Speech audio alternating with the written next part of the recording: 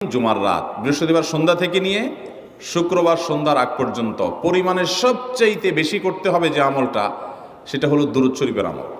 নবী করিম সাল্লাল্লাহু আলাইহি ওয়াসাল্লাম বলেছেন, আকসিরু আলাইয়া মিনাস সালাতি মিন ইয়াউমিল জুমআতি ওয়া লাইলাতিল জুমআহ, তোমরা জুমার দিন এবং জুমার রাতে আমার প্রতি বেশি বেশি দুরূদ পাঠ করবে, দুরূদ প্রেরণ করবে। ফা ইন্না সালাতাকুম মা'রুদাতুন আলাই, কারণ তোমরা যে দুরূদ পাঠ করো এটা আমার কাছে পেশ করেন আল্লাহর ফেরেশতারা, এবং রীতিমতো নামধাম সহকারে আল্লাহর একদল ফেরেশতা নিয়োজিত আছে। তারা বলেন, আল্লাহ, হে আল্লাহ রসুল, আপনার অমুক উম্মত, অমুক অনুসারী, আল্লাহর অমুক বান্দা পৃথিবীর অমুক প্রান্ত থেকে, অমুক দেশ থেকে, অমুকের সন্তান, সে আপনার প্রতি দুরূদ পেশ করেছে জুমার দিনে, জুমার রাতে বা অন্য সময়ে। এটা নবী করিম সাল্লাল্লাহু আলাইহি ওয়াসাল্লামের কাছে রিপোর্ট দেওয়া হয় আল্লাহর নিযুক্ত ফেরেশতাদের মাধ্যমে। এই জন্য শুক্রবার দিন এবং রাত, অর্থাৎ বৃহস্পতিবার সন্ধ্যা থেকে নিয়ে শুক্রবার সন্ধ্যা পর্যন্ত